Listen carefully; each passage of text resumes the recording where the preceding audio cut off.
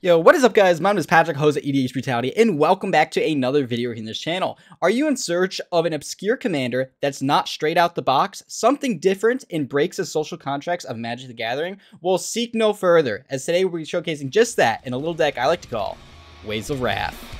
Let's get into it.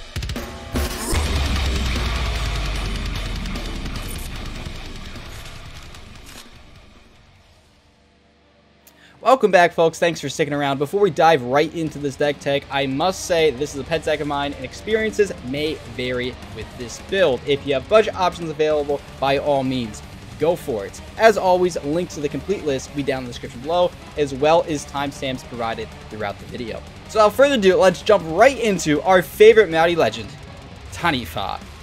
In October of 1996, this mono blue general made its introduction to the game of Magic the Gathering through the set of Mirage. For 3 colors and 2 blue, this 7/7 phasing trampling serpent states, at the beginning of your upkeep, all lands you control phase out. But before we get further along in this video, we must understand how phasing works in the game of Magic the Gathering, and the types of interactions that this creature may impose upon us, along with our opponents. Phasing is a mechanic in the game of Magic the Gathering where a permanent will cease to exist as it phases in and out of the game. This is only temporary and happens prior to your untap, so it is a trigger you are unable to respond to. When a permanent phases in or out of the battlefield prior to untap, it does not trigger any enter or leave the battlefield triggers.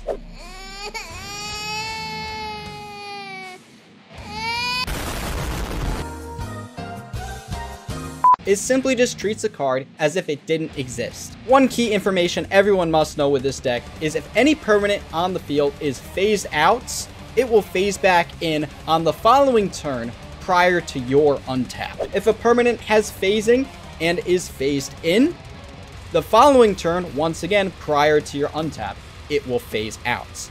So phasing in and out of the field will happen interchangeably. It is a trigger we cannot respond to and happens right before our own untap. Now that we have a brief understanding about how phasing works, we can discuss the commander, Taniwha, and how it works on the battlefield. With the keyword phasing to it, Taniwha will phase in and out of play prior to untap as anything with phasing would. However, it gets trickier as further down in the box it says at the beginning of your upkeep, all lands you control phase out.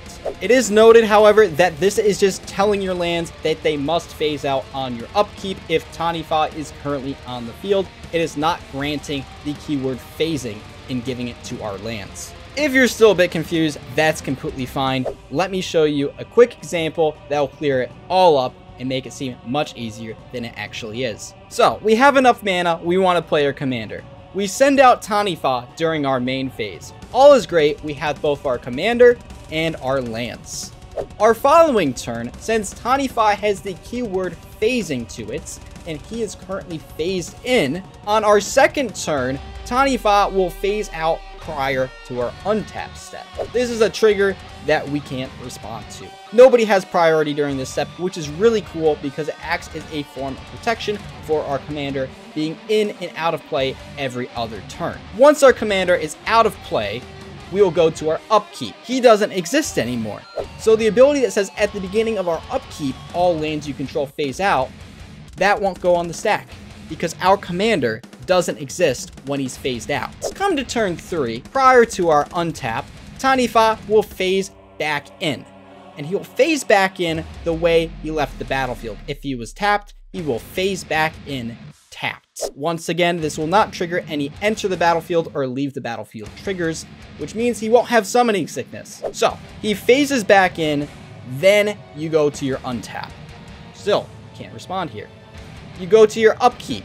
Since Taniwha is phased in this turn, the upkeep trigger will go on the stack. At the beginning of your upkeep, all lands you control phase out. This turn, you'll only have your commander and you'll have 0 lands. On your following turn, your lands will phase in prior to untap, and as Taniwha is currently phased in, he will phase out, and that will happen simultaneously.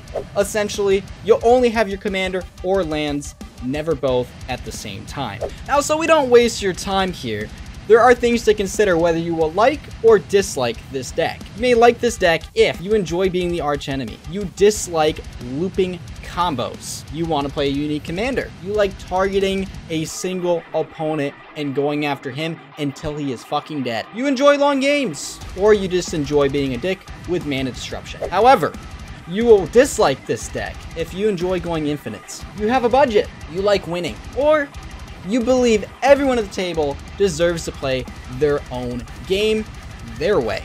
Still intrigued? Congratulations, I'm impressed. You're one of the few, and you have my respect.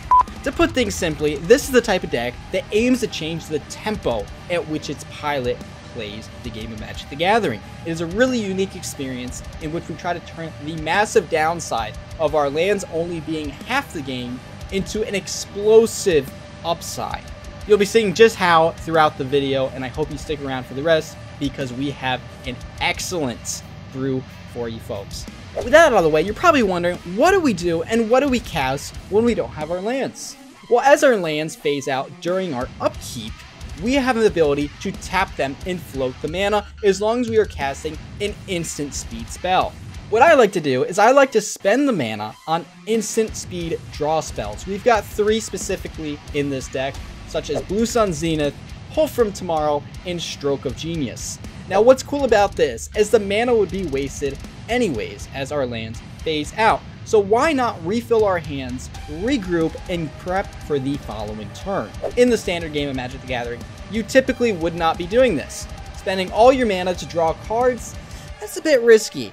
However, if our lands are going to phase out anyways and we won't have them, why not use that to refill our hands? With repeatable effects in this deck that allows us to grab those instant speed draw spells from the graveyard and put them back in hand, cards will not be a problem. If we don't have draw spells in our hand to dump our mana into, don't worry about the lands phasing out. To work around it entirely, this deck is running an extremely aggressive mana rock package. We've got cards such as Arcane Signet, Cold Steel Heart, Grim Monolith, Mana Crypt, Mana Vault, Mox Opal, Silver Mirror, Sky Diamond, Soul Ring, Star Compass, and Thought Vessel. With these on the board, mana should not be an issue. And if you would like to get around phasing all together and cast with your lands when you don't have them, we could always throw down a Line of Anticipation. And now that we know how we're going to be casting spells when we don't have lands, it is now time for us to discuss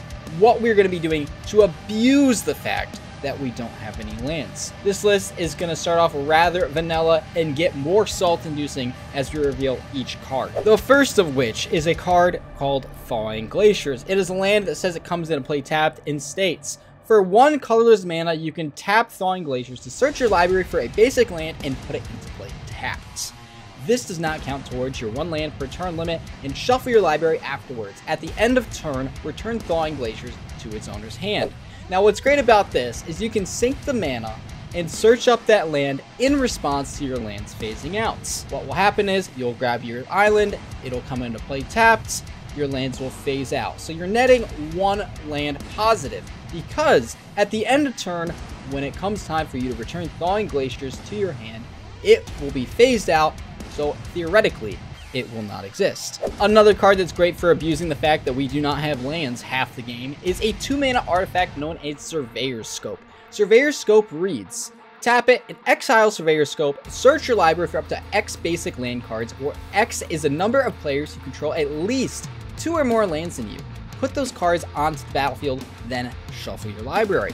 What's really cool about this interaction is the fact that when our lands are phased out, we technically don't control any because they don't exist.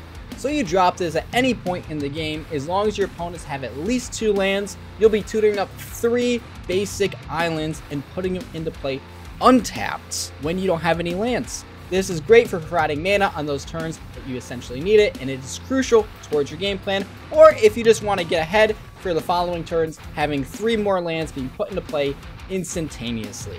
The next card on this list is an instant speed blue card known as Evacuation. For 3 colors in 2 blue, it states, return all creatures to owner's hands. This is a great card not to play when you don't have lands, but to play when your commander itself, Taniwha, is phased out of the game. If your commander is phased out when it comes time to play this, it won't touch it, because Taniwha, if he's phased out, does not exist. It really turns in a symmetric effect into a one-sided mass down spell, which is really cool, and being a very creature-like deck, it really won't affect us. The ideal time to play this, of course, would be once again when our commander is phased out and on the final end step prior to our turn, so we can swing openly and freely with our commander once it's phased back in. Okay, on to the salt for this portion of the list. We've got Land Equilibrium, a 2 colorless and 2 blue enchantment estates. If an opponent who controls at least as many lands as you do would put a land onto the battlefield, that player instead puts that land onto the battlefield and then sacrifices a land. This is really going to keep your opponents at bay, especially the turns that our lands are phased out. If our lands are phased out, we don't control any lands. So every other turn, whenever our opponent plays a land, they will be happy to sack a land. For similar effects, we've got an enchantment called Mana Vortex for 3 mana. It states, when you cast Mana Vortex, you may sacrifice a land. If you don't, counter Mana Vortex. At the beginning of each player's upkeep, that player sacrifices a land. When there are no lands on the battlefield, sacrifice Mana Vortex. Now this is a really cool effect once again in the land destruction category, as once our lands are phased out, we can order the triggers on our upkeep where it only affects us at 50% speed. If our lands are phased out before this trigger goes on the stack, we can't sack a land that's not there. This is really good, once again, turning a one-sided negative of only having lands half the time into an upside where opponents are trashing lands at twice the rate we are. And last but not least, the final way in which we can abuse phasing from our deck is a 5 mana instant spell for 3 colors and 2 blue, Sunder. It states, return all lands to owner's hands. All you need to do is, once again, our lands are gonna phase out on upkeep. We tap them in response, we float the mana, and before we move to our draw step, we cast Sunder. With the outcome being so one-sided, this card is best used as a follow-up to Evacuation the turn prior when our Taniwha is phased out. That way, on the previous turns on the end step, we bounce all creatures, and then when it gets to our turn, we bounce all lands, we have our creature, we have our lands, we completely reset everyone's boards back to 0 aside from mana rocks. And if you really want to put nail in the coffin, obviously with your various mana rocks on field, you could always follow this up with a windfall, which will be a great way to make sure any previous threats on the board are now wheeled out of there, as well as providing you with a massive amount of card draw as you just bounce everyone's boards back to their hands. Now, although we do have various ways to destroy lands in this deck, it will not be enough to offset the massive downside of only having lands half the time, so we must further introduce more stacks pieces to slow down the rest of the pod. But why? Why would you do that? Why would you do any of that? Once again, being a very creature-like deck, Aetherberria, a 2 colorless and 1 blue mana enchantment, is a great include here that states whenever a player plays a creature spell, that player sacrifices permanent unless he or she pays 1. While we're on the topic of taxation, we've got Pendril Mist, a 4 mana enchantment that says each creature gains during your upkeep, pay 1 mana or bury this creature. This is once again great. It really shuts down token decks. And once again, as our lands phased out, if we have nothing else or nothing better to use our mana for, we can just pump that mana into our creatures to keep them around. This also serves as a pseudo mass board wipe if we just bounced everyone's lands prior. So when it hits their upkeep, if they have no lands, any creature that they have will die. Next up, we have an enchantment that desensitizes those creature-heavy decks. A 2 mana enchantment known as Overburden that states, whenever a player puts a creature card into play, that player returns a land he or she controls to its owner's hand. Unfortunately, this does not affect token generation, so that will not trigger this. However, it will really punish those players from casting those cheap mana dorks or just the big stompy creatures that require a lot of mana, as it will ruin their land base.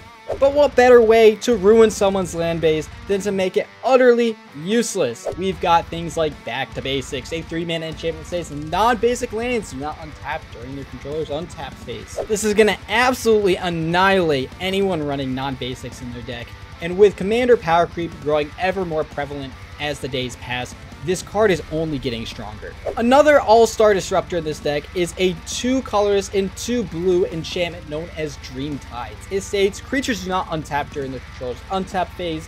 Each non-green creature's controller may pay an additional 2 mana during his or her upkeep to untap that creature. So essentially, any creature on the board, you don't have to pay 2 mana to untap it. unless it's green. If it's green, it just can't untap.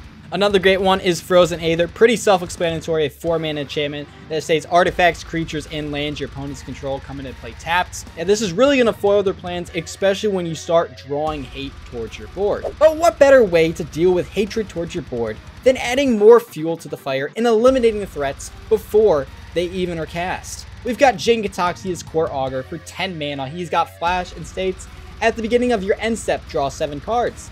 This is absolutely amazing as it refills our hand, but most importantly, it says each opponent's maximum hand size is reduced by 7. Good luck countering my board and trying to blow it up if you don't have a hand. Next up on our list, we've got Quicksilver Fountain for 3 mana. It is an artifact that states at the beginning of each player's upkeep, that player puts a flood counter on target non-island land he or she controls. That land is an island as long as it has a flood counter on it. At the end of turn, if all lands in play are islands, remove all flood counters from them. What's great about this card is Quicksilver Fountain, with the way it's worded, it grants cards flood counters. It does not enable what a flood counter does. And a flood counter makes any non-island into just a basic island. Essentially, this is our deck's version of Blood Moon, but it is far worse, because if you remove the Quicksilver Fountain from play, it will not remove the flood counters. And the flood counters are what making non-islands into islands. Another great one in this deck is Ward of Bones. It's a 6 colorless artifact that states each opponent who controls more creatures than you can't play creature cards. Same is true for artifacts, enchantments, and lands. We really have this in the deck simply because we're so creature light, and even when our commander is on board, it's typically the only creature we own. So nobody's ever going to be able to play creature cards when this is in play. The same is true for lands, because every other turn, we technically don't control any lands. So if we don't control any lands, everyone is going to control more lands than us, so they will not be able to play in. If we'd like to further just mess with our opponent just to do so and disrupt their game plan, we have a 4-mana enchantment known as Shimmer that states when you play Shimmer, choose a land type. All lands of the chosen type gain phasing. Now, this is absolutely amazing if you just want to hose the player in the lead that's playing a monocolored deck, or if you pair it with 2 lands known as Urborg, Tomb of Yawgmoth, or Yavimaya, Cradle of Growth. But it's a really fun card for just messing with opponents, and it slows them down to the exact same speed that your deck is. However, theirs in most cases aren't well equipped with the artifacts, and they don't have the upside of them only having lands half the time. Finally, the last card in this segment, we have a sorcery suite spell called Acid Rain. For 3 colors and 1 blue, it says destroy all forests. If you pair this with, once again, your Yavimaya, Cradle of Growth, making all lands in the forest, it is absolutely brutal. I highly recommend playing this if you have Yavimaya in your hand, and doing so if you have the mana to create blue and once your lands phased out. Of course, you could play it when all your lands are phased in, but then of course you're going to blow up your own lands, and with the hate that you draw, do you really want that? So while we are the public enemy number 1 at the table, we need a way to stay alive. So we've got 3 counter spells in this deck. I highly recommend we use them very sparingly and only in emergency situations. If someone has a really bad creature that's a threat to us, obviously, you know, just Gilded Drake. 2 mana, just gain control, swap places. You know, okay, the Eldrazi, I'll take that. But hey, you can have a 3/3 flyer. I mean, and he's blue. Best color in the game. Psych Rift is an automatic include. I really don't need to read what this thing does. Everyone knows what Psych Rift does. Just overload it, you just mass bounce all your opponent's shit.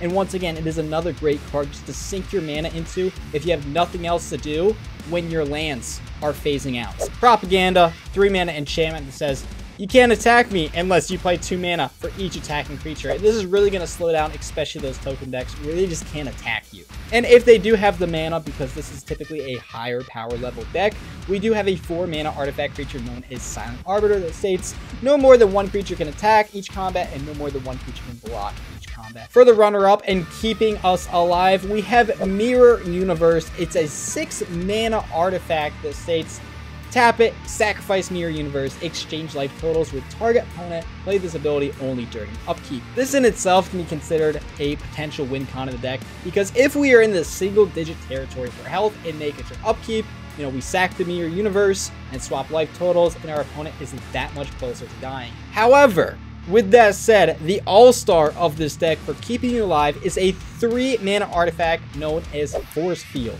It states, for 1 mana, lose only 1 life to an unblocked creature. And better yet, this is not a tap ability. So if you have the mana available, it's going to shut down a lot of heavy hitters. And for each creature that you just don't block, if you pay 1 mana, that's how much life you're losing. Just 1. Just 1 life. That's what I'm talking about! That's why he's the MVP! That's why he's the GOAT! The GOAT! Absolutely amazing card. I don't care how much it is. If you have to proxy it. This card needs to be in the deck, because without it, you are dead on sight. Now, you're probably wondering, we were this far in this video, and you're like, how does this deck win? VOLTRON. And yes, it will be very difficult to do so with a commander that's only in half the time. But luckily for us, since it's in only half the time, it'll dodge most of the removal spells since it doesn't exist. So the turns it does exist, we have to make sure it makes contacts, and when it does make contact, it hits hard. To do so, we have various cards in our arsenal, starting with Commander's Plate. It is a 1 mana artifact equipment that states, equip creature gets +3/+3 and has protection from each color that's not in our commander's color identity. Being a 7/7, once this bad boy is equipped to Taniwha, Taniwha will be a massive 10/10 with trample, with evasion equipped to him, unblockable depending on who's in the color pie, and just overall protection. Automatic include, especially for us being a mono-color deck. Remember, all those draw spells are perhaps our Jin-Gataxias? Well, what better card to pair that synergy with than to pair it with Imperial Plate that states equipped creature gets +1/+1 for each card in our hand. And last but not least, the final equipment we have included in this deck to make our commander hit harder than ever before is Fire Shrieker. It is a 3 mana artifact equipment that states equipped creature has double strike. Being our commander at a 7/7 base stat creature, it's already going to hit for 14 with this bad boy equipped, with any of the previous artifact equipment attached to this thing, and we're talking lethal. None of this means a damn thing though if our creature cannot make contact with our opponents. So we have cards such as Thassa, God of the Sea, which all we really care for is the bottom text ability that states target creature you control can't be blocked this turn. And the great thing about this is we can sink the mana into Thassa as soon as our lands go on the stack for phasing out. Another one, although more mana intensive, is Rogue's Passage. For 4 mana, we can tap it, and target creature can't be blocked this turn. And last but not least, we've got a 3 mana enchant creature called Pemin's Aura. It can provide a plethora of options. You know, we can untap Taniwha, we can give it flying for evasion, we can make it have Shroud until end of turn, or we can even buff them up if we have to, whether it's toughness or attack, to make it more versatile. And of course, if you want to ensure those early hits with our very aggressive mana package, we do have Swiftfoot Boots and Hall of the Bandit Lord included here to give our commander haste to start swinging as soon as humanly possible.